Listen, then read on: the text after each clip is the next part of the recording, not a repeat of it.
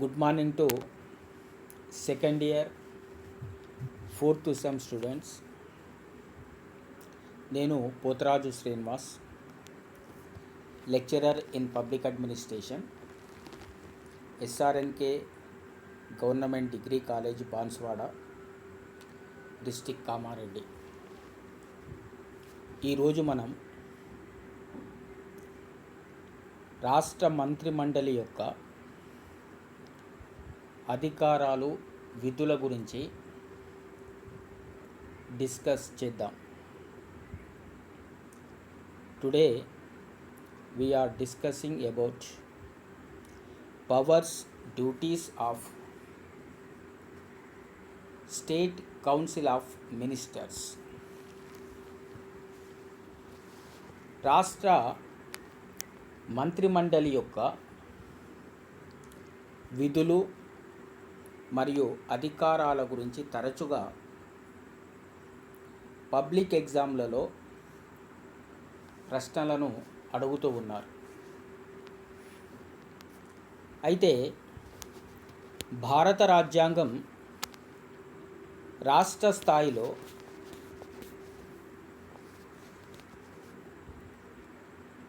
Parliamentary ప్రభుత్వ వ్యవస్థను కేంద్రంలో లాగానే ఏర్పాటు చేయడం జరిగింది.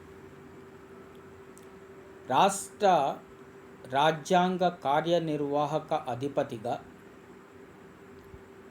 రాష్ట్ర గవర్నర్ వ్యవహరించడం జరుగుతూ ఉంటుంది. నిజమైన కార్యనిర్వాహక అధికారాలను రాష్ట్ర శాసనసభలో మెజారిటీ పార్టీ నాయకుడైనటువంటి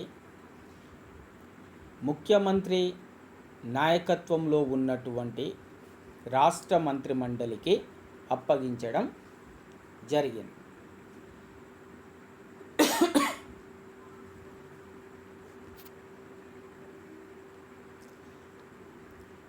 శాసనసభలో మెజారిటీ పార్టీ నాయకుడిని రాష్ట్ర ముఖ్యమంత్రిగా రాష్ట్ర గవర్నర్ నియమించడం జరుగుతూ ఉంటుంది. రాష్ట్ర ముఖ్యమంత్రి శాసనసభ్యులలో సీనియర్ నాయకులను, సమర్థులైనటువంటి వారిని, యువరక్తం కలిగినటువంటి వాళ్ళను, ఆదర్శ భావాలు ఉన్నటువంటి వాళ్ళను, ప్రత్యేకించి తనకు ఇష్టం ఉన్నటువంటి వాళ్ళను తన మంత్రివర్గంలో సభ్యులుగా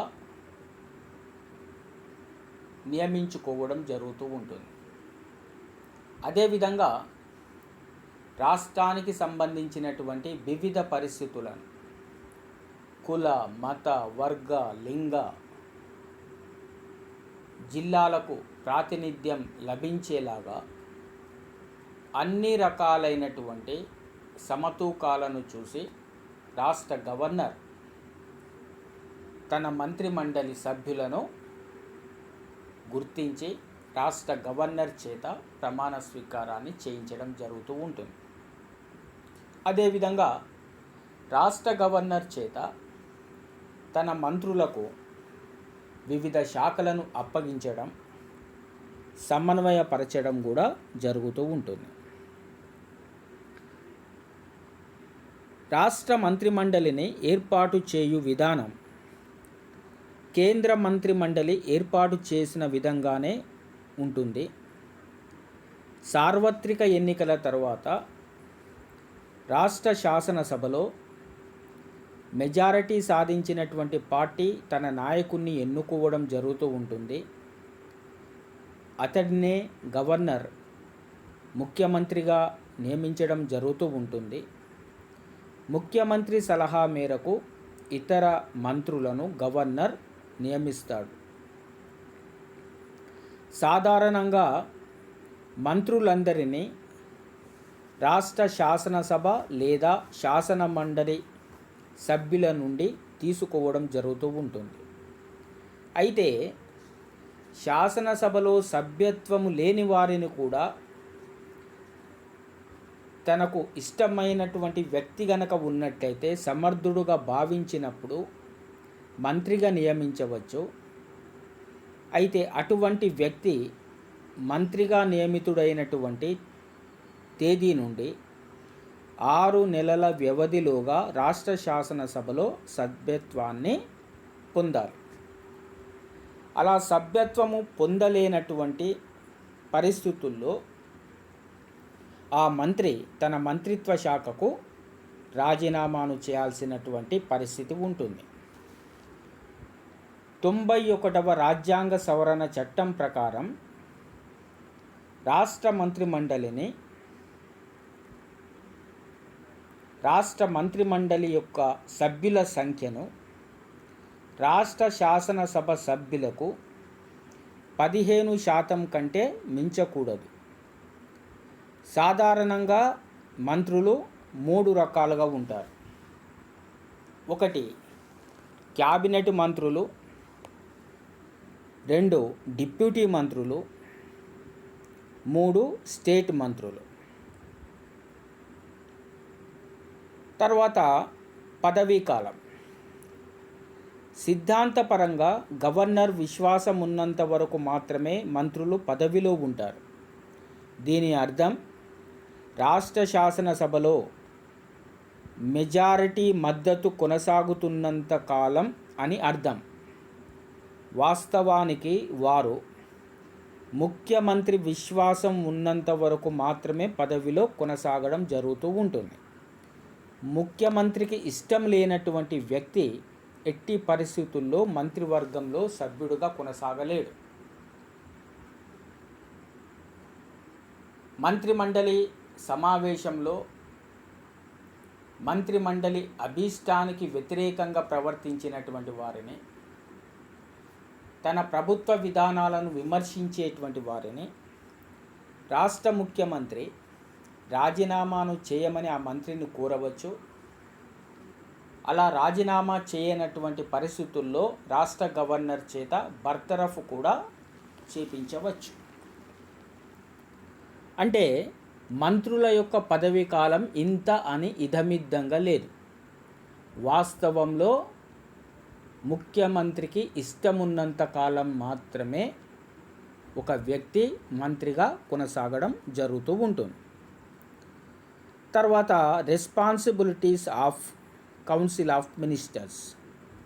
మంత్రిమండలి యొక్క బాధ్యతలు ఏమిటి అని గనక చూస్తే, రాష్ట్ర మంత్రిమండలి రాష్ట్ర శాసనసభకు సమిష్టిగా వ్యష్టిగా బాధ్యతను వహించడం జరుగుతూ ఉంటుంది.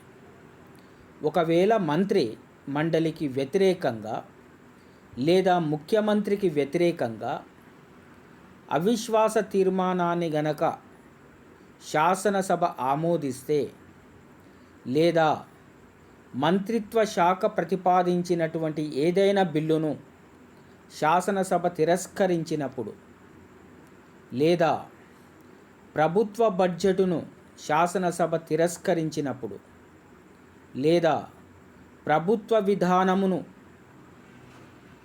తిరస్కరించినప్పుడు లేదా రాష్ట్ర విధులను తగ్గించినట్లయితే మంత్రిమండలి మొత్తానికి మొత్తం రాజీనామా చేయవలసినటువంటి పరిస్థితి ఉంటుంది. అంటే అవిశ్వాస తీర్మానం నెగ్గినప్పుడు కానీ, ప్రతిపక్షాలు ప్రవేశపెట్టినటువంటి కోత తీర్మానాలు ప్రవేశపెట్టబడినప్పుడు కానీ, బడ్జెటును శాసనసభ ఆమోదించినటువంటి పరిస్థితుల్లో కానీ ముఖ్యమంత్రితో సహా మంత్రులందరూ రాజీనామాను చేయాల్సినటువంటి అవసరం ఉంటుంది. అదేవిధంగా మంత్రిమండలి యొక్క అధికారాలు, విధులు ఏమిటి? What are the powers, duties of council of ministers? రాష్ట్ర మంత్రిమండలి రాష్ట్రానికి సంబంధించినటువంటి నిజమైన కార్యనిర్వాహకులు. Council of ministers real executive of state administration. అది విస్తారమైనటువంటి కార్యనిర్వాహక అధికారాలను మంత్రిమండలి కలిగి ఉంటుంది. ఇందులో ప్రధానంగా నెంబర్ 1 రాష్ట్ర విధానముల యొక్క రూపకల్పన, ఫార్ములేషన్ ఆఫ్ పాలసీస్. మంత్రిమండలి రాష్ట్ర విధానములను రూపొందించు బాధ్యత రాష్ట్ర మంత్రిమండలికి ఉంటుంది. రాష్ట్రానికి సంబంధించినటువంటి అన్ని విధానములు రాష్ట్ర మంత్రివర్గంలో చర్చించబడతాయి మరియు నిర్ణయించబడతాయి. రాష్ట్రానికి సంబంధించినటువంటి కొత్త పాలనా శాఖలను ఏర్పాటు చేయడం, అవసరము లేనటువంటి పాలనా శాఖలను రద్దు చేయడం మంత్రిమండలి యొక్క విధులు. అదేవిధంగా రాష్ట్రానికి సంబంధించినటువంటి పాలనాపరమైనటువంటి అనేక విధులను మంత్రిమండలి నిర్ణయిస్తుంది. అభివృద్ధి కార్యక్రమాలను రూపొందిస్తుంది. శాంతి భద్రతలకు సంబంధించినటువంటి విధానాలను రూపొందిస్తుంది. రాష్ట్రాభివృద్ధికి అవసరమైనటువంటి కొత్త పథకాలను, సంక్షేమ పథకాలను, అభివృద్ధి పథకాలను రాష్ట్ర మంత్రిమండలి రూపొందించి శాసనసభ చేత ఆమోదింప చేసుకొని అమలు లోపలికి తీసుకొని వస్తుంది.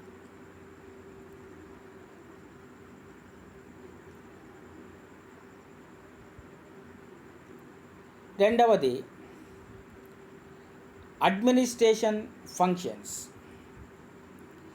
రాష్ట్ర విధానాలను రూపొందించిన తర్వాత రాష్ట్ర శాసనసభలో దాన్ని ప్రవేశపెట్టడం జరుగుతూ ఉంటుంది.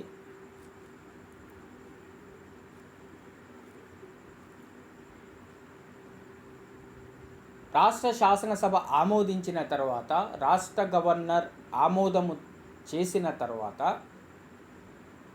ఆ విధానము ఏ శాఖ పరిధి లోపలికి వస్తుందో ఆ శాఖను నిర్వహిస్తున్నటువంటి మంత్రి యొక్క నాయకత్వంలో ఉన్నటువంటి అధికార గణం, ఉద్యోగ బృందం,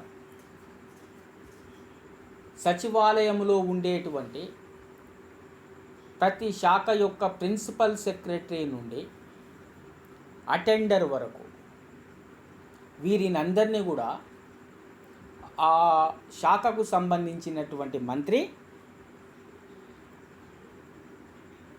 క్రమబద్ధం చేయడం జరుగుతూ ఉంటుంది. ఆ విధానానికి సంబంధించినటువంటి పనుల అమలును జిల్లా యంత్రాంగము ద్వారా, మండల యంత్రాంగము ద్వారా గ్రామ స్థాయి వరకు ఆ విధానాలను ముందుకు తీసుకొని వెళ్ళడం జరుగుతూ ఉంటుంది. కాబట్టి దీనిని రాష్ట్ర విధానముల యొక్క అమలు అని చెప్పుకోవాల్సినటువంటి అవసరం ఉంది. అడ్మినిస్ట్రేటివ్ ఫంక్షన్స్, రాష్ట్ర విధానముల యొక్క అమలు. మూడవది కోఆర్డినేషన్ ఫంక్షన్స్, సమన్వయ విధులు. రాష్ట్ర మంత్రిమండలి ఇటు రాష్ట్ర ప్రజలకు సంబంధించినటువంటి విషయాల గురించి పత్రికల ద్వారా, మీడియా ద్వారా, ప్రెస్ ద్వారా, సోషల్ మీడియా ద్వారా, చర్చల ద్వారా, సమావేశాల ద్వారా, బహిరంగ సభల ద్వారా ప్రజలకు తమ ప్రభుత్వ ఉద్దేశాలను తెలియజేస్తూ ప్రజలను సమన్వయపరచడం. అదేవిధంగా మంత్రిమండలి ప్రతి శాఖలో పనిచేసేటువంటి ఉద్యోగులనందరినీ కూడా సమన్వయపరిచి ప్రభుత్వ చట్టాలను పర్ఫెక్ట్గా అమలు లోపలికి తీసుకొని పోయేటువంటి పనులను నిర్వహించడం జరుగుతూ ఉంటుంది. ఈ విధంగా శాసనసభను సమన్వయపరచడం. కారణం ఏమిటి అంటే శాసనసభలో మెజారిటీ ఉన్నటువంటి పార్టీయే అధికారంలో కొనసాగుతూ ఉంటుంది. అధికార పక్షానికి తప్పనిసరిగా మెజారిటీ ఉంటుంది. కాబట్టి శాసనసభ సమావేశాలు సమర్థవంతంగా జరగడం, ప్రభుత్వ విధానాలను ఆమోదింప చేసుకోవడం, తద్వారా శాసనసభను సమన్వయపరచడం, ప్రజలను సమన్వయపరచడం, ఉద్యోగులను సమన్వయపరచడము ద్వారా ప్రభుత్వ విధానాలను అమలు చేయడం జరుగుతూ ఉంటుంది. తర్వాత అపాయింట్మెంట్స్, నియామక అధికారాలు. కార్యనిర్వాహక శాఖకు నియామక అధికారాలు కూడా ఉన్నాయి. రాష్ట్ర క్యాబినెట్ రాష్ట్రంలో ఉన్నటువంటి అన్ని ముఖ్యమైన నియామకాలను చేయడం జరుగుతూ ఉంటుంది. రాష్ట్ర హైకోర్టుకు సంబంధించినటువంటి అడ్వకేట్ జనరల్ని రాష్ట్ర ప్రభుత్వ న్యాయవాదిగా నియమించడం జరుగుతూ ఉంటుంది.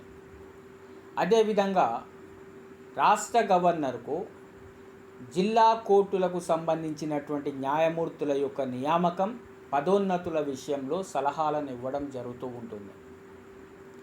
రాష్ట్ర పబ్లిక్ సర్వీస్ కమిషన్ చైర్మన్ను, ఇతర సభ్యులను నియమించడంలో ప్రధాన పాత్రను నిర్వహిస్తుంది. అంతేకాకుండా రాష్ట్రంలో ఉన్నటువంటి అన్ని యూనివర్సిటీలకు, అన్ని విశ్వవిద్యాలయాలకు వైస్ ఛాన్సలర్లను నియమించడంలో గవర్నర్కు సలహాలను ఇస్తుంది. వివిధ కార్పొరేషన్లు మరియు బోర్డుల యొక్క చైర్మన్లు, మిగతా సభ్యులను నియమించడంలో మంత్రిమండలి ముఖ్యమంత్రి సలహా మేరకు మాత్రమే గవర్నర్ నియమించడం జరుగుతూ ఉంటుంది. కాబట్టి రాష్ట్ర స్థాయిలో ఉన్నటువంటి అన్ని రకాల నియామకాలు మంత్రిమండలి యొక్క నిర్ణయం మేరకే జరగడం జరుగుతూ ఉంటుంది. దాని తర్వాత శాసనములను రూపొందించడంలో పాత్ర. ఇది అత్యంత ముఖ్యమైనటువంటి అధికారం.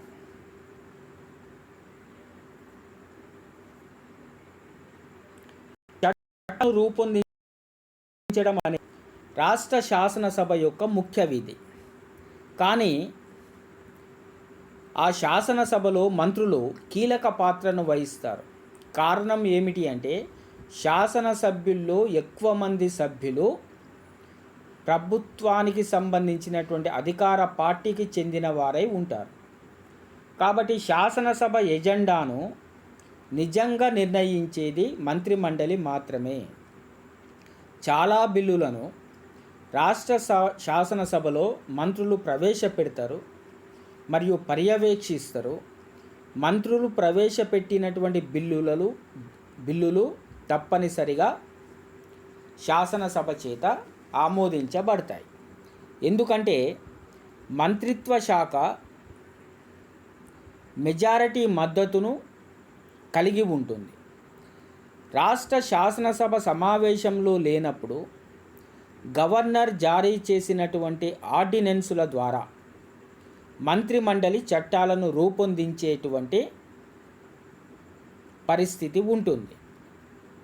గవర్నర్, ముఖ్యమంత్రి మరియు అతని మంత్రిమండలి సలహా మేరకు రాష్ట్ర శాసనసభను ఆదేశించడం, సమావేశపరచడం, శాసనసభ సమావేశాలను ప్రోరోగు చేయడం, వాయిదా వేయడం, అవసరమైతే శాసనసభను రద్దు చేయడం అనేటువంటి పనులను రాష్ట్ర గవర్నర్ నిర్వహిస్తాడు. ఈ విధంగా మంత్రిమండలి చట్టాలను రూపొందించడంలో శాసనసభకు సహాయకారిగా ఉంటుంది. ఈ ప్రక్రియలో ముఖ్యమైనటువంటి పాత్రను నిర్వహించడం జరుగుతూ ఉంటుంది. అదేవిధంగా ప్రభుత్వ ఖాతాల సంఘం అంటే పబ్లిక్ అకౌంట్స్ కమిటీ,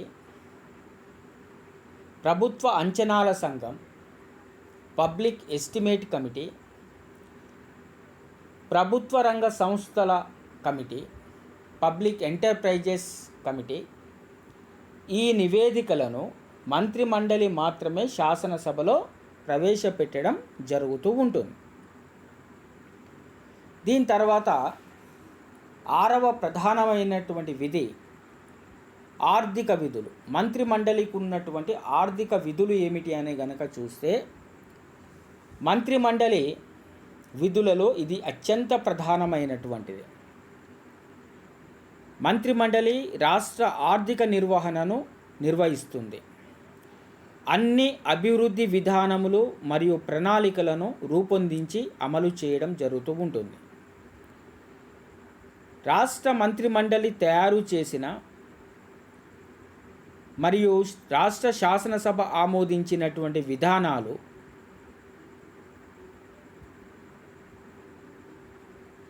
రాష్ట్ర బడ్జెట్కు అనుగుణంగా నిర్వహించబడతాయి. మంత్రిమండలి విధులలో రాష్ట్ర ప్రభుత్వం యొక్క బడ్జెట్ తయారీ అనేటువంటిది అత్యంత కీలకమైనటువంటిది. రాష్ట్ర వార్షిక ఆదాయ వ్యయ పట్టికను శాసనసభలో ప్రవేశపెట్టి ఆమోదించుకోవడం జరుగుతూ ఉంటుంది. కొత్త పన్నులను విధించడం, అమలులో ఉన్నటువంటి కొన్ని పన్నులను రద్దు చేయడం, అదనపు పన్నులను విధించడం, ఆదాయాన్ని పెంచేటువంటి పద్ధతులను ప్రవేశపెట్టడం, అవసరమైనప్పుడు రుణ సేకరణ మొదలైనటువంటి అంశాలన్నీ కూడా రాష్ట్ర బడ్జెట్లో ఉంటాయి.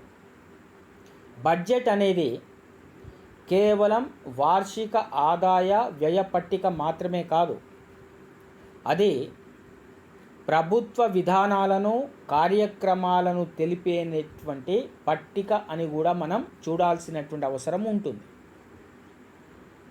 నిజమైన కార్యనిర్వాహక శాఖ తన పార్టీ ప్రజలకు చేసినటువంటి వాగ్దానాలను అమలు చేసేటువంటి ప్రక్రియ పద్ధతి ఈ రాష్ట్ర బడ్జెట్లో కనబడుతూ ఉంటుంది. కాబట్టి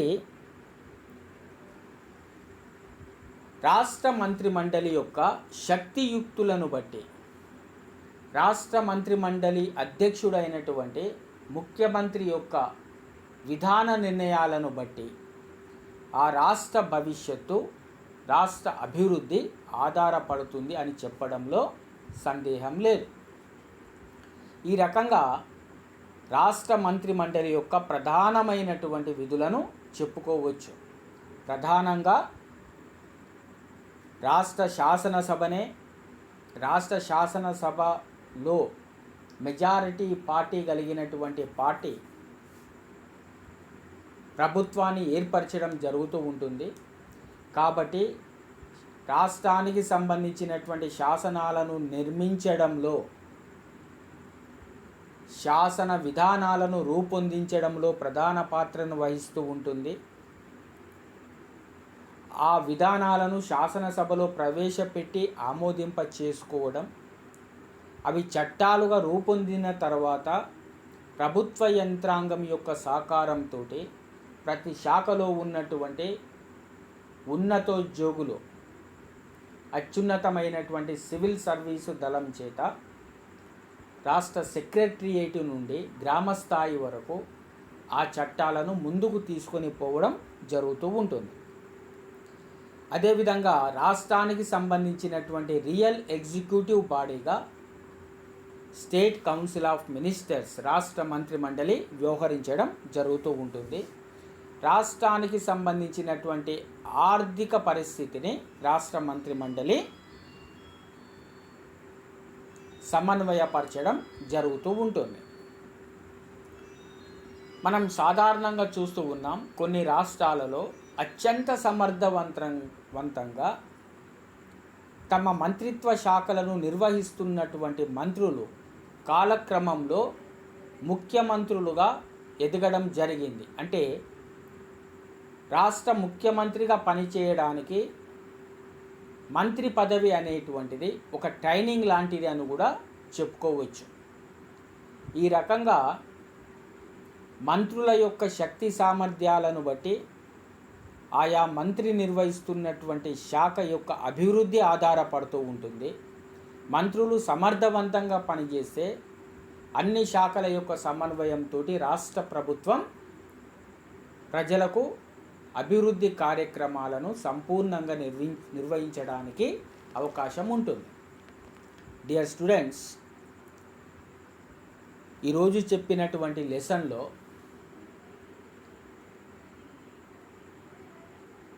రాష్ట్ర మంత్రిమండలి యొక్క అధికారాలు, విధులు అనేటువంటి ఈ క్వశ్చన్ మీకు ఒక్కొక్క పర్యాయము లాంగ్ క్వశ్చన్గా రావచ్చు, లేదా షార్ట్ క్వశ్చన్గా కూడా రావచ్చు. అదేవిధంగా వెరీ షార్ట్ క్వశ్చన్గా కలెక్టివిటీ రెస్పాన్సిబిలిటీ అంటే మంత్రిమండలి యొక్క సమిష్టి బాధ్యత అనేటువంటి క్వశ్చన్ను తరచుగా అడగడం జరుగుతూ ఉంటుంది. అదేవిధంగా రాష్ట్ర మంత్రి మండలి యొక్క ఆర్థిక విధులు అని కూడా అడగడం జరుగుతూ ఉంటుంది. అంటే బడ్జెట్ను రూపొందించడం, ద్రవ్య బిల్లులను రూపొందించడం, రాష్ట్రానికి సంబంధించినటువంటి విధానాలను రూపొందించడం అనేటువంటి అంశాలను అందులో రాయాల్సినటువంటి అవసరం ఉంటుంది. మంత్రి మండలి యొక్క నిర్మాణం గురించి కూడా అడగడం జరుగుతూ ఉంటుంది. వీటిని దృష్టిలో పెట్టుకొని సెమిస్టర్ ఎగ్జామ్లో మనం ముందడుగు వేయాల్సినటువంటి అవసరం ఉంటుంది.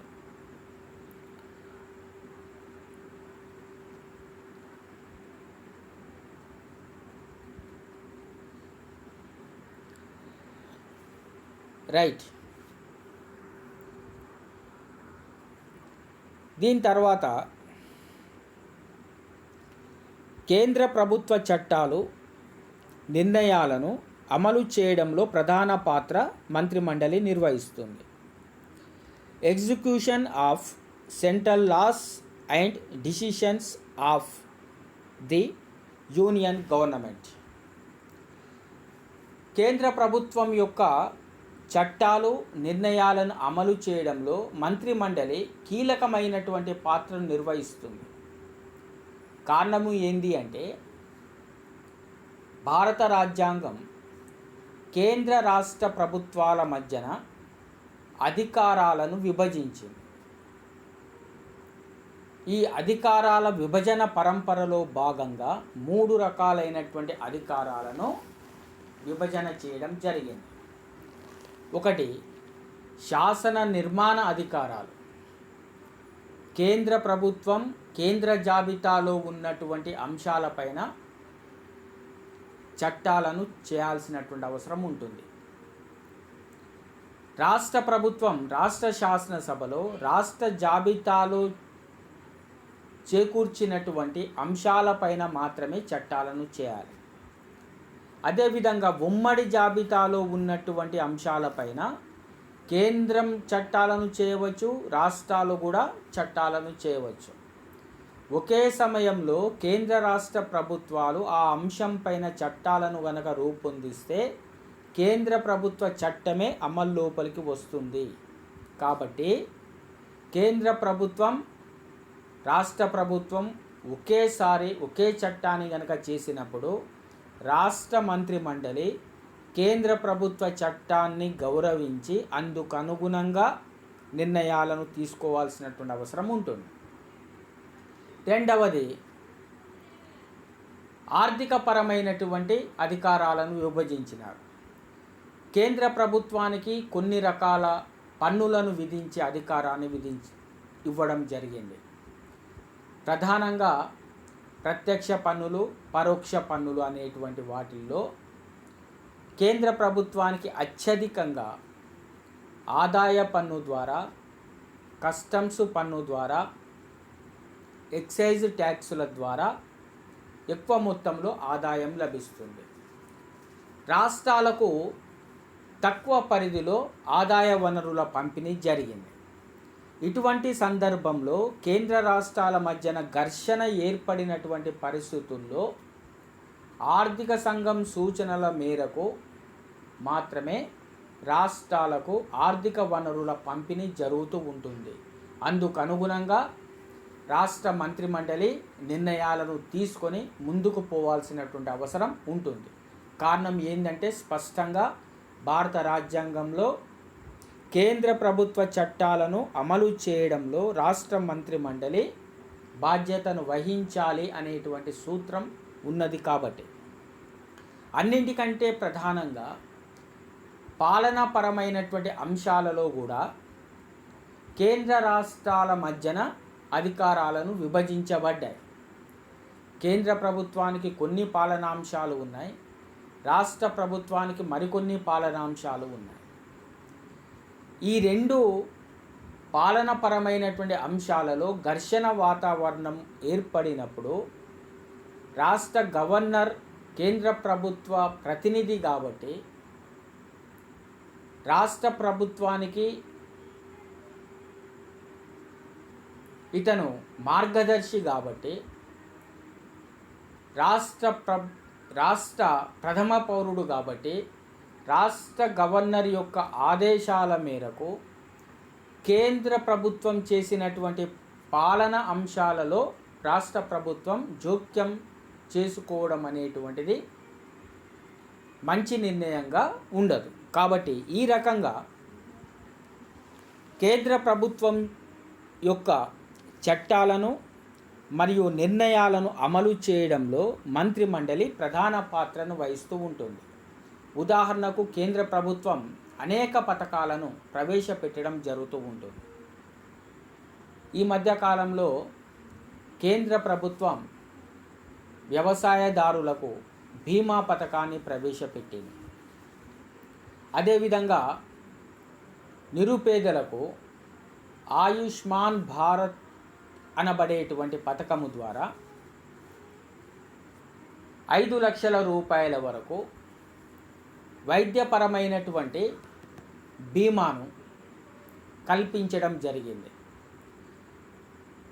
కానీ తెలంగాణ రాష్ట్రంలో ఈ రెండు పథకాలకు సంబంధించినటువంటి రాష్ట్ర పథకాలు ఆల్రెడీ అమల్లో ఉన్నాయి కాబట్టి రాష్ట్ర ప్రభుత్వం ఆ రెండు పథకాలను ప్రవేశపెట్టడానికి ముందుకు రాలేదు.